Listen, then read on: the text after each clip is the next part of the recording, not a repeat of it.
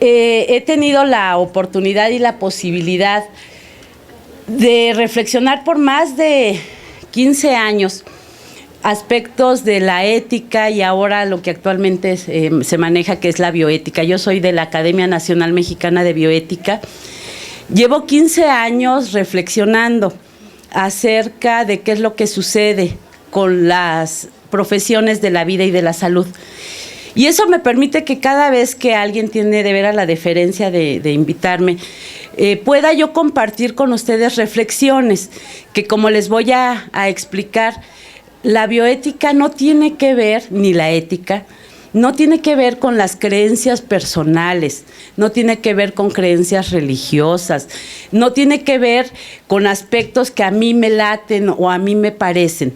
La ética y la bioética es algo fundamentado, son ciencias que buscan reflexionar acerca de los actos buenos o malos que van teniendo los seres humanos. Y eso, según los científicos y los que estudian estas áreas, siempre que nos acercamos hacia los actos buenos, nos acercamos a la felicidad. Eso está perfectamente comprobado. El fin último del ser humano es alcanzar la felicidad, y la felicidad se alcanza solo con actos buenos. Y en enfermería, si nosotros pensamos en qué es lo que nos ha hecho o nos ha brindado mayor felicidad, seguramente no es el sueldo quincenal que recibimos, sino es cuando invertimos mucho tiempo en un paciente y al final vemos un logro favorable y al final vemos un gracias o un recién nacido como los que nos han mostrado, que da la felicidad a sus padres porque sale bien de un hospital, y esos días son los que uno sale con esa felicidad que finalmente es interna. Ayer yo ponía un panorama quizá un poco negro respecto a los sucesos que vivimos en México. Y sí es cierto, hay que visualizar lo que sucede en el exterior. Pero hay algo que solo nos compete a cada uno de nosotros: hacer lo que nos corresponde en esta vida y hacerlo bien, y hacerlo de cara a la verdad, y hacerlo de cara a la disciplina. Y entonces seguramente cuando nos llegue el día vamos a descansar y vamos a decir lo que a mí me dejaron, lo que yo pude transformar, lo hice y lo hice bien, y seguramente estaremos en paz con nosotros mismos. Entonces voy a tratar de llevarme menos de una hora en esta presentación, para que no nos colguemos, y les voy a hablar acerca de la ética de la gestión en enfermería. Aquí hay varias administradoras que van a estar tomando decisiones, pero también compete a todos los que estamos en las instituciones de salud tomando decisiones. Ayer alguien comentaba, hablando del lavado de manos quirúrgico, ¿no? Todos tomamos decisiones éticas. Yo sé si me estoy pasando por alto los pasos que me exige la ciencia. Yo sé si estoy o no diluyendo los medicamentos en las dosis adecuadas, o que simplemente no me importa. O sea, son decisiones que día con día estamos tomando y que tienen que ver con el cuidado. Esta Florence Nightingale, que bueno, pues es la primera que determina, y es por eso que se le reconoce, que para ser enfermera hay que tener conocimientos científicos y habilidades técnicas y manuales. Y eso lo dijo desde esa época.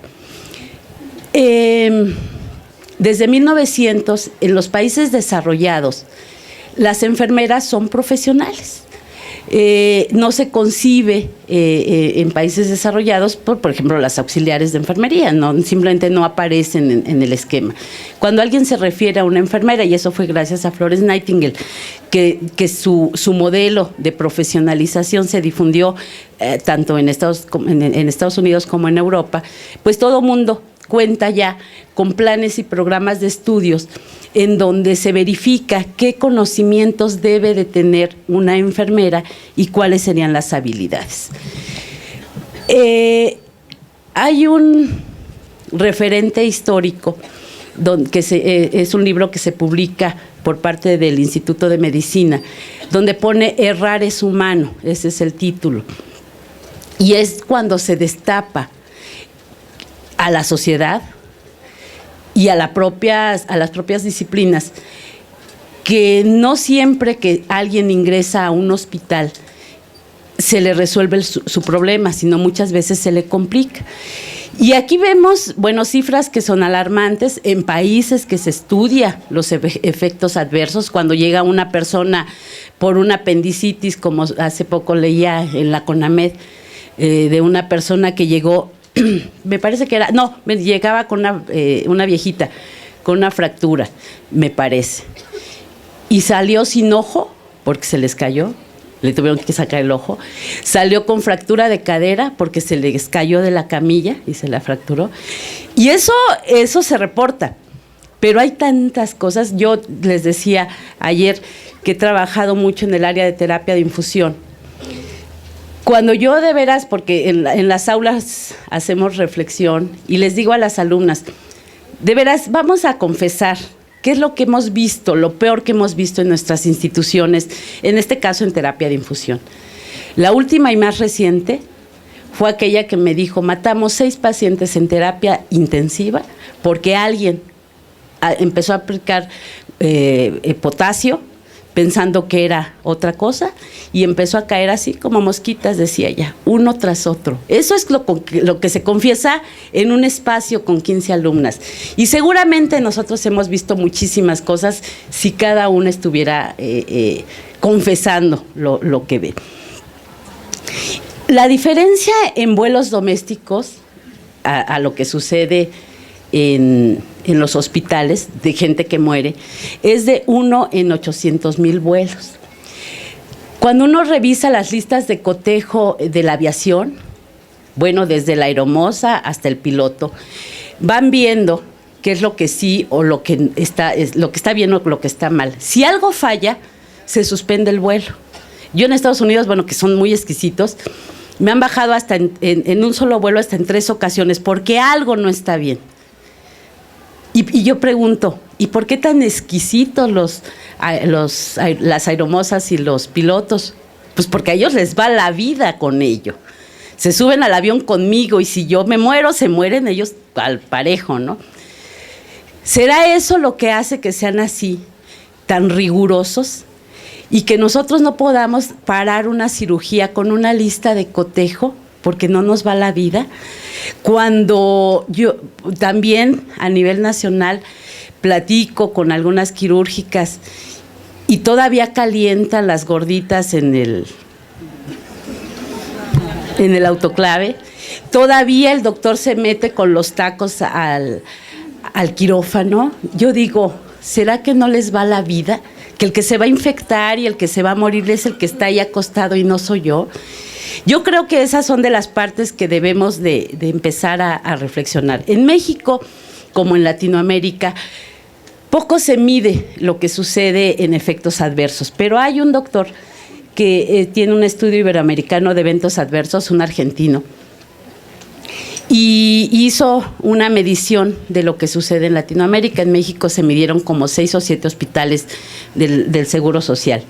Y bueno, lo que reporta igualmente son datos escalofriantes. Es mucha la gente que entra a un hospital con un problema y no se le resuelve y lejos de eso se le complica. Y entonces yo pienso, bueno, cualquier profesión, cualquiera, se rige por la Ley General de Profesiones. Todos los profesionales tienen un título y una cédula profesional que justamente lo que nos da es una licencia para trabajar. Y en todas las profesiones lo que nos enseñan a hacer es lo que dice esa licencia. Entonces los arquitectos aprenden a ser arquitectos, abogados, ingenieros, médicos y enfermeras. Y todos por ley debemos de tener una preparación especializada. Y esto quiere decir que deben de ser escuelas de reconocimiento oficial que puedan dar un título y una cédula profesional. Ayer el panorama que nos daban de la comisión permanente, bueno, da cuenta de lo que está pasando en enfermería. Debe de ser responsable de los actos realizados. Ayer también tocaron temas de legislación y de ética. No hay seguro de gastos de responsabilidad profesional, sindicatos o instituciones que nos puedan amparar ante los daños que nosotros provoquemos en nuestra profesión, porque está por ley. Y a mí me ha tocado ver que van por las enfermeras y por los médicos a las instituciones y se los llevan a la cárcel. Que si sea sindicalizado, que si sea del IMSS o del ISSSTE, no importa. Si alguien va y hace una demanda en contra de alguno de nosotros, van porque somos responsables de los actos que realizamos. Eso dice la ley. Debemos tener un ejercicio diligente y con entrega. Abatir la pereza, hacer las actividades con base a un conocimiento científico. Pertenecer a una comunidad de profesionales. Por ley debemos de estar en alguna asociación de enfermeras, en algún colegio, porque finalmente son los que nos apoyan. Ahorita lo que está sucediendo de profesionalización de enfermería en la Secretaría de Salud serán los colegios, así como lo lograron en su momento de sacarnos de los oficios y después de reconocer en la Secretaría de Salud a los licenciados, serán ellos quienes estén abogando, porque esto no podemos hacer de manera individual alguna manifestación. No es lo mismo que alguien se presente ante las cámaras con un número de enfermeras asociadas de más de 200,000 para que nos hagan caso, que para Reforma ahorita, las que estamos aquí, decir vamos a que nos atiendan. No es posible. Los colegios tienen esa atribución y esa gran responsabilidad. Entonces tendríamos que estar atentos a que esto suceda. Y por ley debemos de asumir el ethos, que viene a ser la ética de la profesión. Enfermería y en la academia en la que yo pertenezco, en la Academia Nacional de Bioética, siempre se ha reconocido por parte de otros profesionales nuestro código de ética, porque ha sido de los principales. Incluso hay un código de bioética para profesionales de la salud. Uno de los elementos que se utilizaron para su elaboración fue nuestro código de ética, que tampoco, cuando uno lo revisa, surge de la nada. Viene de instancias internacionales que lo fueron regulando. Y si entonces la plática que yo les voy a dar es sobre ética de la gestión, pues yo tendré que hacer la gestión que corresponde en las instituciones de salud para el cuidado, basándome en eso que me está regulando como enfermera.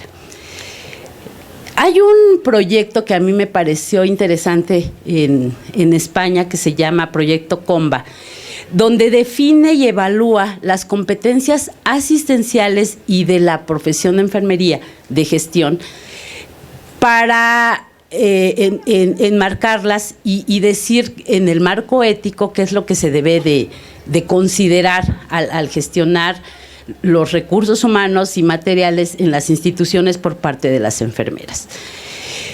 Y marca 7 puntos que son importantes. Este es un estudio muy adecuado porque metodológicamente, para fines de investigación, fue muy cuidado. Entonces dice, las que gestionan el cuidado deben de dirigir la prestación en las instituciones. Nosotros podemos comprender que la gestión del cuidado tiene que ser por un experto del cuidado. No podemos arriesgar a una institución a que sea, yo digo, escalafonario, porque ya tengo 20 años, pues yo puedo pasar 20 años en una institución y no adquirir capacidades. Esto debe de ser regulado por las habilidades de gestión, de conocimientos, de pertenencia a la disciplina y de una serie de atributos que nos permita ir avanzando. No podemos, y yo siempre insisto, cuando nosotros no sabemos qué hacer y cómo dirigir nuestra disciplina, hay que voltear a ver a los otros. Y entonces vamos a ver a otros profesionales cómo se van conduciendo. O sea, si yo pretendo construir ahora el aeropuerto de la Ciudad de México internacional, pues no busco quién tiene más antigüedad como arquitecto sino quién me presenta un proyecto viable, argumentado para realizarlo. Así debería de ser en nuestra profesión.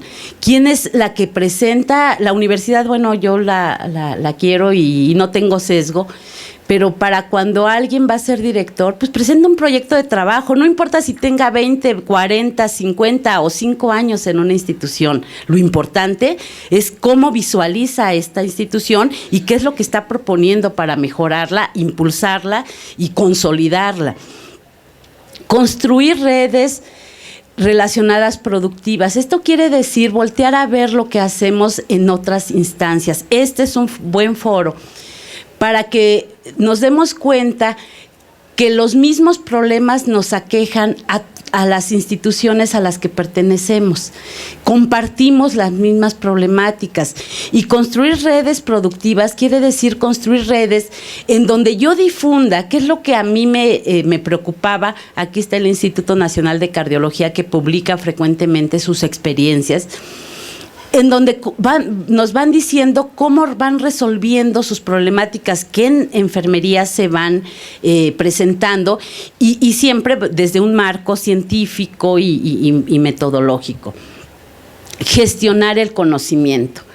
Ayer yo les comentaba, todavía a mí me parece increíble que lleguen a las instituciones de salud maestras y doctoras y las propias enfermeras no sepamos qué hacer con ellas.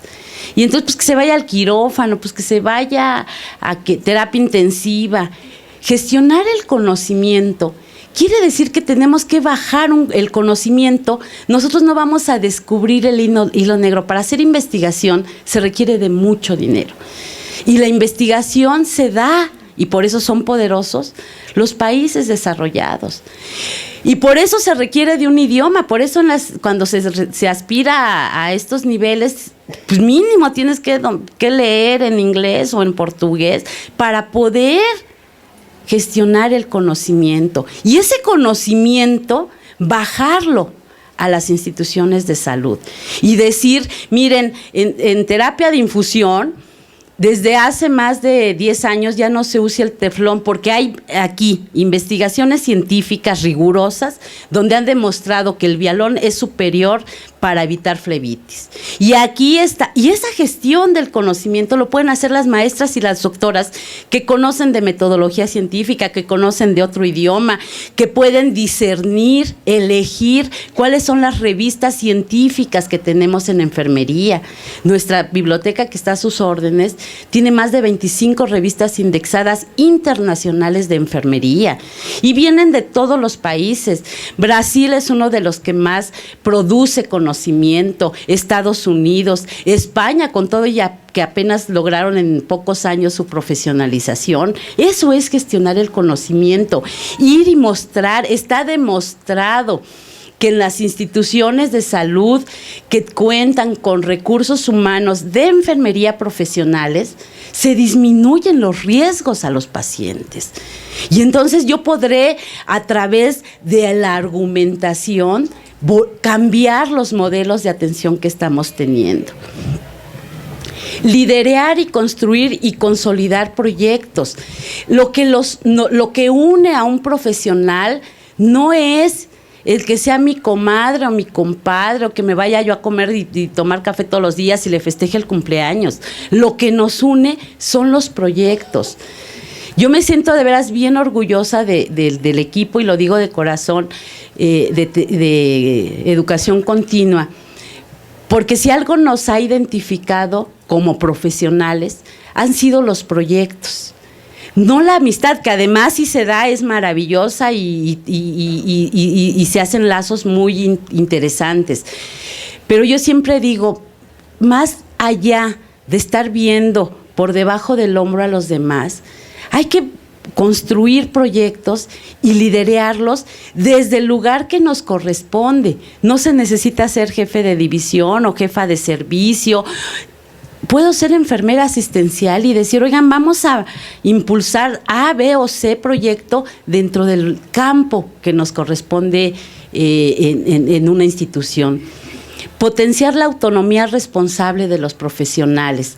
Y eso quiere decir que está también descrito cuáles son las actividades que no requieren indicación médica, que se da por autonomía profesional. Y se deben de determinar. Ahorita en terapia de infusión se avanzó en los PIC famosos, ¿no? Ya hay enfermeras que ellas, siendo profesionales, teniendo una capacitación, no necesitan que les indique el médico si se le pone o no un PIC. Esa es una competencia solamente de enfermería. ¿Qué enfermera que pone, cuando llega el médico y les indican canalizar vena y poner tal medicamento? La enfermera elige el catéter, el calibre, y además debe determinar, ¿sabe qué, doctor? Esta paciente no puede tener un catéter periférico, porque la osmolaridad del medicamento, porque los días del tratamiento no son los indicados para un catéter periférico, pero se le puede poner un PIC, y eso se está haciendo en algunas instituciones. Es ahí donde debemos de apuntalar, y lo mismo hablo de estomas, y lo mismo hablo de aspectos que solo le competen a la enfermería, y no estar buscando una actividad independiente en donde yo quiera ser casi médico, ¿no? Y ahora indico medicamentos. No, yo tengo actividades de cuidado propios que a mí me corresponden. Mantener equilibrio entre los valores y las prioridades, porque ahorita les voy a dar un pequeño esquema de cuáles son las problemáticas a las que nos enfrentamos en la realidad, y entonces, desde el punto de vista ético, debemos de tomar decisiones. Y por supuesto gestionar los recursos.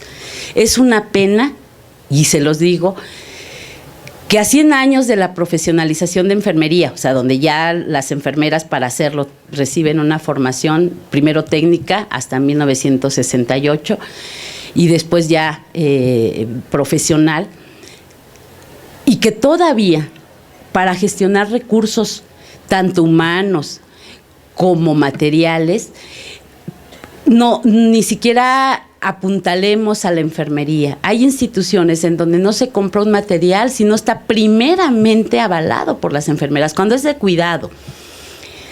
Y que para gestionar recursos humanos, todavía en las instituciones se tome en cuenta el número de pacientes contra el número de enfermeras y se repartan indiscriminadamente. El Consejo Internacional de Enfermeras, yo siempre digo que a los grandes problemas y los problemas que se nos presentan son muy complejos, como complejos son las soluciones. El problema de la inseguridad de los pacientes en las instituciones tiene que ver con todo lo que les acabo yo de decir. Recursos humanos que a lo mejor no están del todo capacitados, materiales y equipo, incluso infraestructura hospitalaria.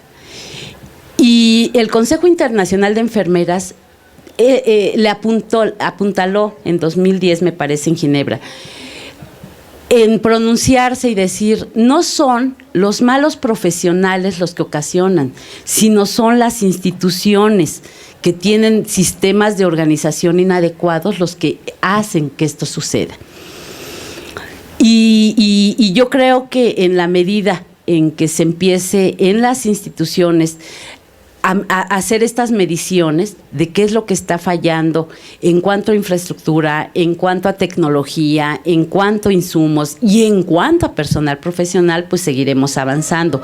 Yo me voy a abocar un poquito más a los aspectos de gestión, de toma de decisiones de las enfermeras que están al mando. Esto es una realidad. En México, las supervisoras y las jefas se enfrentan a que deben de garantizar las 24 horas del día, los 365 días del año, enfermeras para que presten la atención. Y vienen algunos cuestionamientos que se los dejo para que se los reflexionen. Pero es preferible cubrir un puesto de trabajo con una enfermera que no tiene el nivel de competencias necesario para dejarla al descubierto, o agarro lo que me llega, ¿no? No, pues no tengo enfermeras y pues tengo que contratar por lo que venga, ¿no? Es preferible garantizar la cobertura de seguridad de los pacientes con este tipo de profesionales. ¿Están adecuadamente fijados los estándares de prestación de los cuidados? ¿Tenemos estandarizado realmente cada uno de los procedimientos que corresponden a enfermería? Y estandarizarlos quiere decir argumentados, no nada más el que llegan y dicen, oye, hazte un protocolo de manejo para los estomas y ahí como viene, o sea, tenemos realmente una fundamentación para cada uno de ellos, existe, material hay. Y tenemos una capacidad en una institución de 100 camas y tenemos 200. Y bueno, habrá aquí gente del departamento, no veo aquí a la maestra, pero los tenemos sentados en sillas, ¿no? O sea, están las urgencias con 10 camillas y 40 sentados, algunos hasta en el suelo. Pero pues hay que recibirlos, por política, por lo que sea. Yo creo que es ahí donde debemos, y vuelvo a insistir, yo veo a los médicos y digo, ¿qué pasa en un hospital donde llega una urgencia de oftalmo y hay que hacer una cirugía inmediata? Pues no llegó el oftalmólogo o no hay oftalmólogo. No, pues tráiganse aunque sea al optometrista que haga la cirugía. Jamás lo he visto. O llega una urgencia y no hay médico. No, pues que haga la intervención el técnico, ¿cómo le llaman? El que anda en las ambulancias. Nunca. No hay un profesional.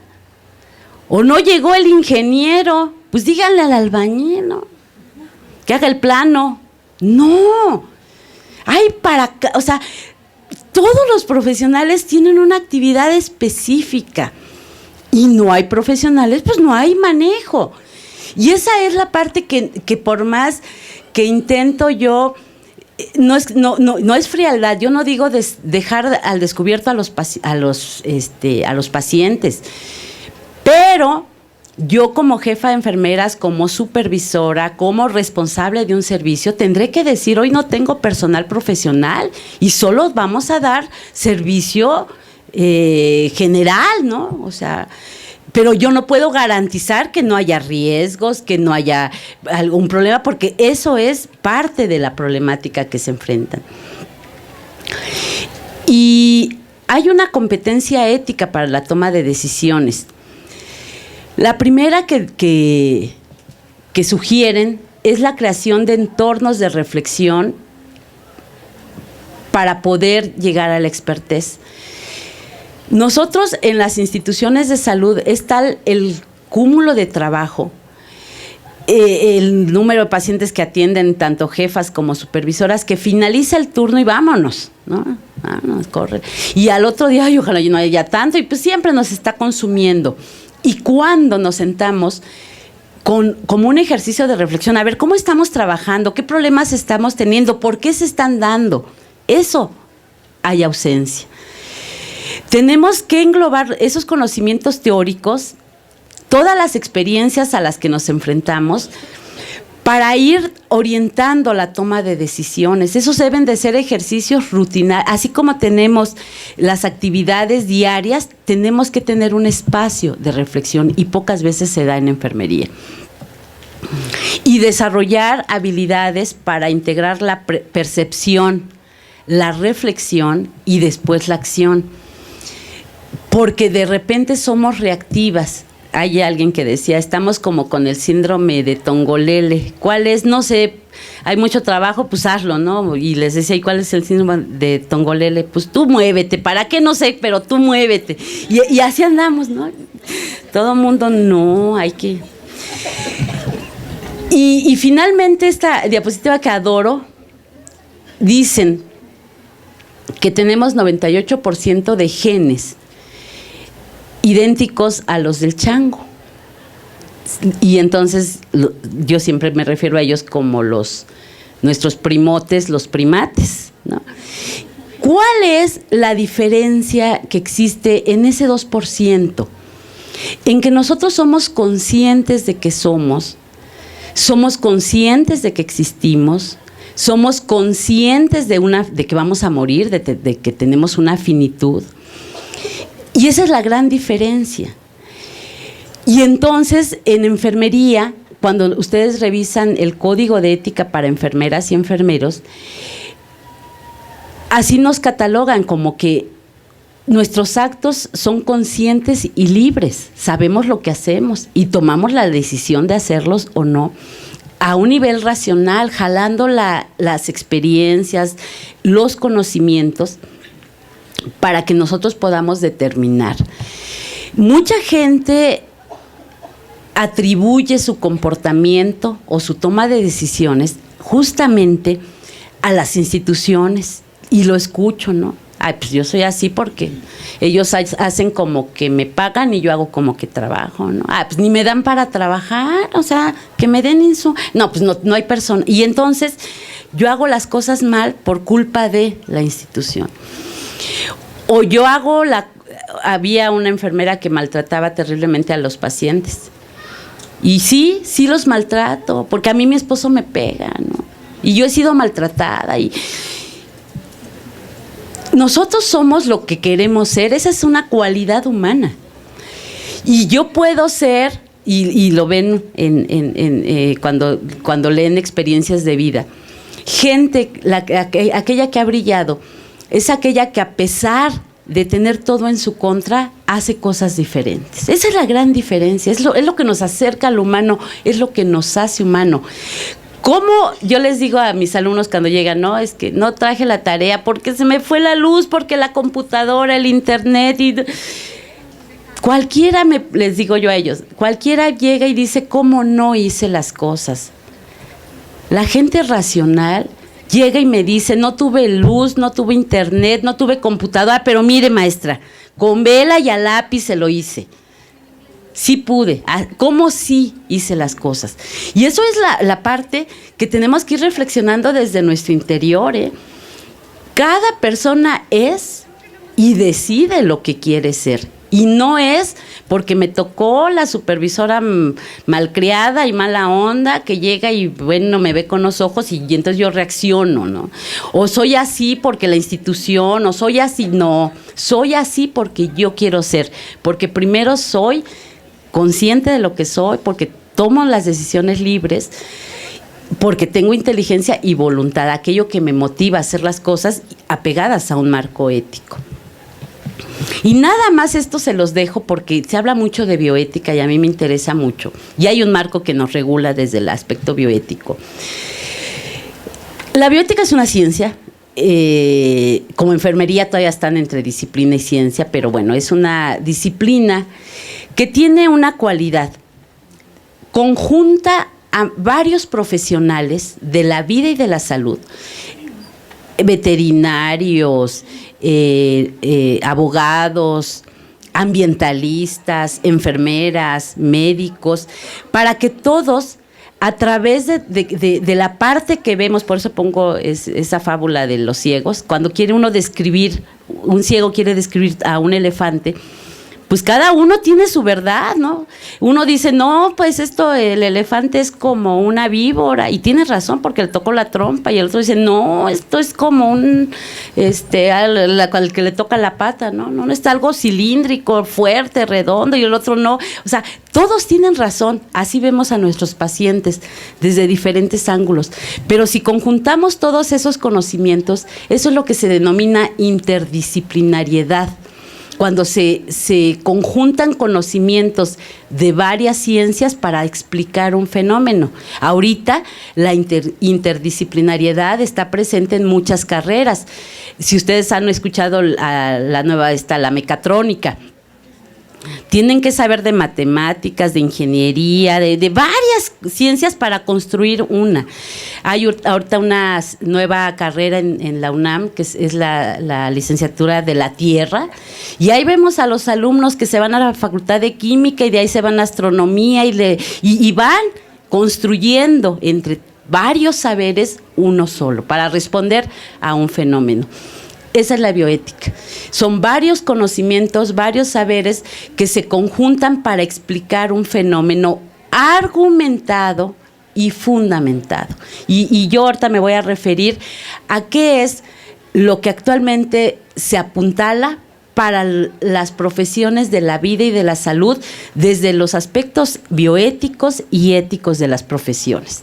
Y eso está en nuestro código de ética. El respeto a la vida es el primero y principal derecho humano. ¿Yo para qué quiero un despliegue de códigos de Helsinki, de Mugenburg, de cantidad de decálogos que existen a nivel internacional si no estoy viva o no respetan la vida? Y aquí mucho cuidado, porque cuando uno oye argumentos en pro o en contra del respeto a la vida son absurdos. Lo primero que tengo como persona y como ser humano es que me respeten la vida, y insisto, y si no, ¿para qué me sirven titipuchal de derechos? La ética y la bioética no juzga a las personas, juzga los hechos. Los hechos son buenos o malos, y matar es malo. Desde el punto de vista ético y bioético, y yo como responsable de las personas, lo primero que debo de respetar es a su vida, y si no, no vale la pena lo que estoy haciendo. Su dignidad, que es algo que se ha estudiado muchísimo. La dignidad es algo inherente al ser humano. A mí no me pueden despojar de mi dignidad, nadie. No hay un ser humano que me arrebate, porque es algo propio. Y aquí siempre pongo un ejemplo clarísimo de los judíos, que han sido de lo más terrible que ha pasado en la historia, de los judíos y los alemanes. Cuando yo veo las imágenes y las fotografías de cuando llevan desnudos a los judíos a las cámaras de gases, desnudos, y en la misma imagen aparecen los militares alemanes con aquellos trajes imponentes y sus condecoraciones, ante los ojos de cualquiera, los indignos son los alemanes. Y los otros van desnudos y los otros están vestidos. Eso sucede en la dignidad humana. Cuando yo quiero despojar al otro de su dignidad, estoy despojándome de la propia, porque eso sí lo puedo hacer. Cuando yo maltrato, cuando yo humillo, cuando yo le digo a otra persona una cantidad de... Siempre a los ojos de los demás, la indigna es la persona que le quiere quitar la dignidad a la otra. Y eso es algo que tenemos que tener presente por lo que sucede en las instituciones de salud. Debemos de evitar que nadie agreda o quiera despojar al otro de su dignidad. El código de ética nuestro dice que somos una ciencia humanística, y el humanismo, siempre se los dejo de tarea a mis alumnos, es qué es ser humano, qué es ser humanitario y qué es ser humanista. El humanista es una forma de vida, es una filosofía de vida, es algo que día con día lo manifestamos en cada una de las acciones y de las decisiones que tomamos.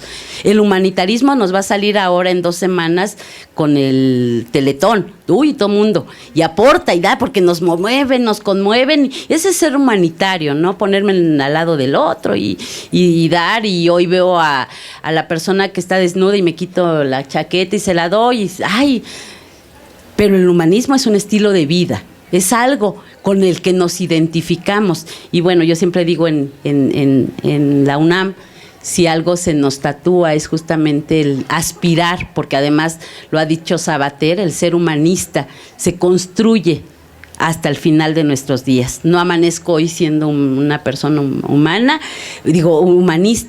y ya, no, es algo que es consciente, que es racional y que yo debo de querer aspirar, y entonces todos los días trato de pensar cuáles son mis principios, valores que voy a estar ejerciendo en cada una de las tomas de decisiones en mi vida personal y profesional. Y se maneja una ética de mínimos, que es la beneficencia, la justicia y la autonomía. Eso es lo menos que podemos hacer por una persona. El hacer actos para su beneficio, el darle lo que le corresponde, y respetar sus decisiones con base a la información que nosotros le vayamos dando. Y estos son los principios que también nos marca nuestro código de ética. El respeto a la privacidad, a la fidelidad, a la veracidad, a la confiabilidad. Aquí hay algo que a mí me parece muy importante. Las enfermeras, y todavía hace poco me decía una enfermera, es que el médico no permite que yo le explique al paciente lo que tiene. Pues no, yo no le voy a ir a informar a un paciente lo que le va a hacer el otro. Pero sí es una atribución de enfermería pedir permiso para hacer cualquier procedimiento invasivo, explicar al paciente lo que se le va a hacer y que determine si lo autoriza o no.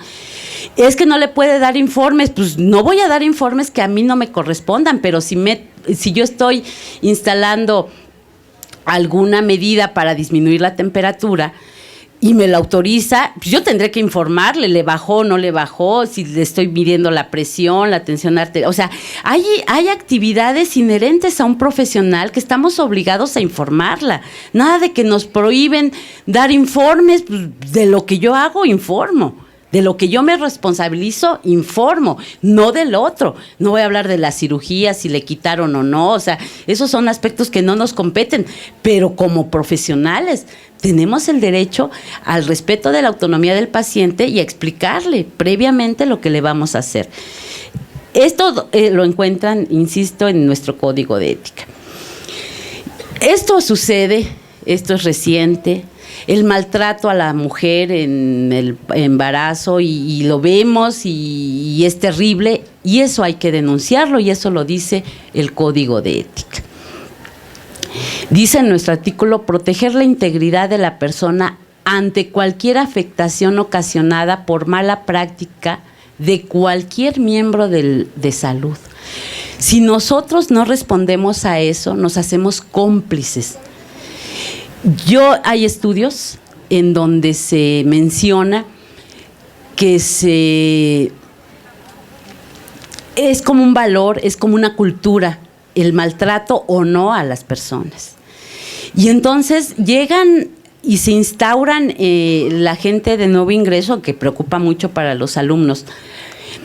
Y si de entrada yo entro a una sala de labor donde el médico, la enfermera y todo el mundo maltrata a la mujer y deja de gritar y ya cállese y ya abra o sea, se contagia. No podemos, y está en nuestro código de ética.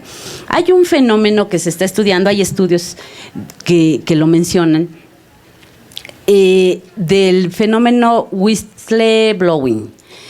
Y dice él, que la traducción es así como rara porque eso se usaba en los policías ingleses cuando alertaban de que había un ladrón, ¿no? Que silbaban. En las instituciones debe de existir un sistema de denuncia, y yo insistiría de reflexión, y yo insistiría sí de acusación, en donde si en un servicio se está dando maltrato, nosotros tenemos que informarlo y tenemos que señalarlo. Para los estudiantes es bien difícil, pero bueno, están los profesores que tendrán que hacerlo, pero para las profesionales que estamos insertas en las instituciones de salud, tenemos que favorecer este tipo de actividades. Los estudios en países desarrollados dan cuenta de que si alguien alerta sobre el maltrato al otro, entonces esta persona es la que resulta lastimada, ¿no? O la corren o la aíslan. Bueno, yo creo que sí es un buen momento, es algo que nos debe de unir, por lo que les voy a mencionar posteriormente. Otros estudios, hablando de lo mismo, están mencionando un sufrimiento moral que sufren los profesionales de la salud. Y ese sufrimiento tiene que ver con lo que las enfermeras están sintiendo cuando llegan a una institución y encuentran que se están violentando los derechos de los pacientes. Cuando ellas ven que pueden tomar una decisión para realizar un cuidado éticamente responsable, pero la propia institución se los impide. Cuando yo quiero hacer mi trabajo, pero tengo 25 pacientes y no les voy a poder dar lo que me están requiriendo, porque son 25. Y o platico con el paciente, o le doy el medicamento, o le hago la curación, y eso está sucediendo. Cuando existen resistencias organizativas, cuando la propia estructura organizacional impide que yo tome decisiones éticamente responsables, cuando no me respetan en esa parte de mi autonomía, que yo tengo y puedo tener la capacidad de hacer lo que me están asignando y mucho más, pero no me lo permiten por una cuestión de organización y algunas consideraciones legales, porque no todo lo legal es ético, ¿eh? Eso es un principio. Y estas son las causas que describen en algunos estudios de sufrimiento de las profesionales. Cuando vemos que están dándole un tratamiento a un paciente que es innecesario, que se llamaba antes encarnizamiento terapéutico, ahora obstinación terapéutica, pero que estamos viendo que está rebasando el sufrimiento al paciente por un tratamiento que ya está por demás demostrado que no debe de seguir. También estamos sufriendo porque estamos ocultando errores médicos. Cuando sabemos que esa paciente está en este hospital porque se les olvidó la gasa en vagina y llegó infectada, y cuando llegan y la revisan, ¡ay, la gasa!, ¿no? Y resulta un taponamiento vaginal que muchas veces ponen, y se les olvida a los pacientes decirle a la persona. Y la señora se infecta y tiene tratamientos y uno se queda callado. Cuando, bueno, lo que pasa en Estados Unidos, no en México, que hay muchos pacientes y pocas enfermeras. Y cuando existe un nivel de competencias insuficientes. Entonces, creo que, bueno, lo que ya habíamos mencionado, la falta de respeto, estas son causas estudiadas y reportadas en esa revista de lo que está sucediendo, insisto, en países desarrollados. Y bueno, esta es nuestra realidad. Ayer lo mencionaba Alejandra Redondo. Anteriormente, el nivel técnico tenía 3 años de formación, salían de las escuelas y universidades con 3 años de enfermeras y salían y resolvían los problemas. Ayer nos dieron el panorama, ¿no? Ahora está en línea. Algo se tiene que hacer, y yo creo que lo que se puede hacer es que hay una norma oficial mexicana, y eso es para las gestoras.